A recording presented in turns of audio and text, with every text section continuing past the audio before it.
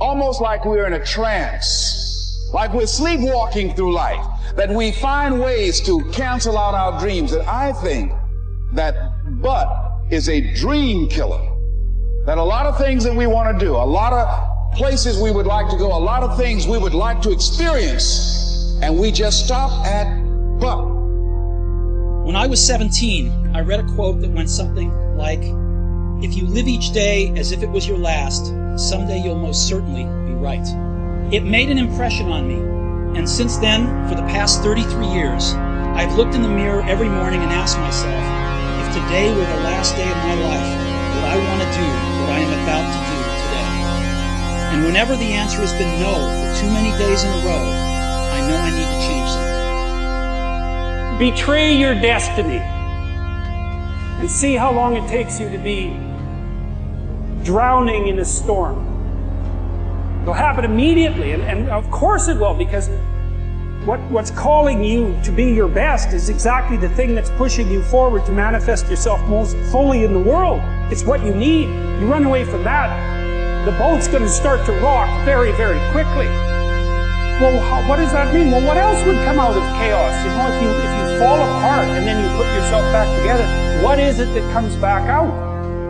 At least you're in better shape than you were before, you know, and then maybe you do that 20 times in your life, or 50 times, and you do it voluntarily.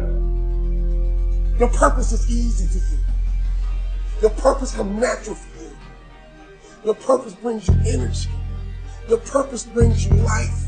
It's okay not to have a grand dream. It's okay not to be able to do that yet. It is very okay not to be extraordinary. You don't need that to love yourself. But what you do need is purpose.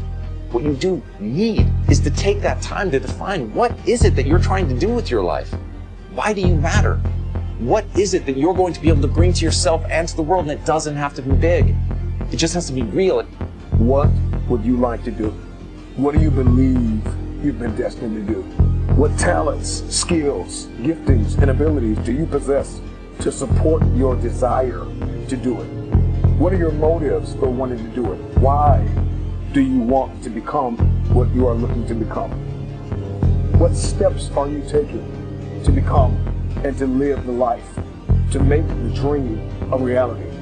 Because this world needs your purpose. And so every day you got to give it up. Every day you got to give this world what you got. Every day you got to give everything you got to this world, because that defines your legacy. What are you going to leave behind? Let today be the start of your journey to success in a life built on your power, not anybody else's. Let yourself be your future, and let this start to define the legacy that you'll be proud to leave behind. I don't think you determine what your purpose is. I think you discover what your purpose is. There's a difference. Determining indicates deciding. And I don't think you decide. I think if you go about it the right way, you discover it. Like there's some people that should be painting all day. They're great artists. I think Michelangelo was obviously a great artist, a great sculptor. I mean, that was his purpose in his life. Well, I believe my purpose is doing what I'm doing. Your purpose is why you get out of bed in the morning. Do you know why you get up? Well, most people say, well, it's to go to work. Well, that'd be a good reason to stay in bed.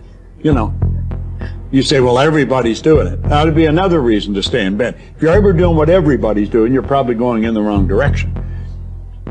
Your purpose is your reason for living. It's easy to look at those people who have succeeded and assume that they just got lucky.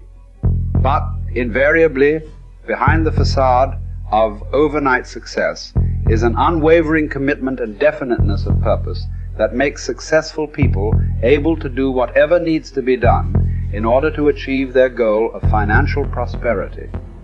Whether your dream is to become a famous dancer or to become free of financial worries, you must set that goal as your definite major purpose and refuse to allow anything to pull you from that course.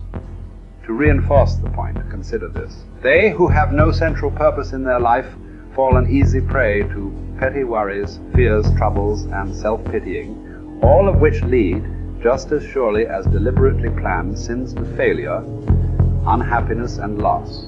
A man should conceive of a legitimate purpose in his heart and set out to accomplish it. He should make this purpose his supreme duty and should devote himself to its attainment, not allowing his thoughts to its attainment, not allowing his thoughts to wander away into ephemeral fancies, longings, and imagining. Erratic action toward your goal will produce an erratic result. Arkad reminds us that willpower is but the unflinching purpose to carry a task you set for yourself to fulfillment. If I set for myself a task, be it ever so trifling, I shall see it through. How else shall I have confidence in myself to do important things? What is it that you most want to achieve? Whatever it is, decide your goal and remind yourself of it every day as soon as you wake up. Make everything you do lead to that outcome. Winners are people with definite purpose in life. Take action. Lack of decision-making skills is near the head of the major causes of failure. So if not knowing what your definite major purpose causes obvious challenges toward its attainment, then changing your mind every 5 minutes about the target comes a pretty close second. After all, how can the invisible forces of the infinite intelligence mobilize to convert emotionized thought into reality if you keep changing your mind? Procrastination, the opposite of decision. The opposite of decision is a common enemy which practically every man must conquer. Procrastination is motivated by shame. People put off tasks, either consciously or unconsciously, because they believe they will experience shame if they complete the task. Perhaps they feel their efforts won't be good enough, or that their position of authority could be questioned if their attempt is unsuccessful. It is therefore safer to procrastinate and blame external sources for lack of results than to try and have to admit failure. Procrastinators very often see themselves at the top of the mountain, but they don't want to learn how to climb. But what if it's not fence? Sitting, that's slowing you up, but inability to make decisions in the first place. It has been thought that those that make decisions quickly are working on some sort of sixth sense, and certainly. However, cognitive psychologist Gary Klein, with his studies into decision-making processes in life and their situations, shows there is something less esoteric at play too.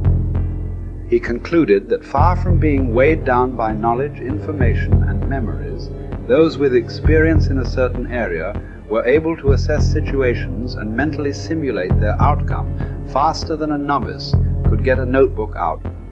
Experience and understanding allow decision makers to recognize situations and quickly commit to a course of action based on that extensive knowledge bank.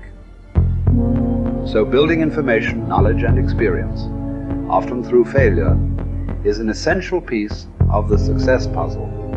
There is no more miserable human being than one in whom nothing is habitual but indecision. Take full responsibility for your life.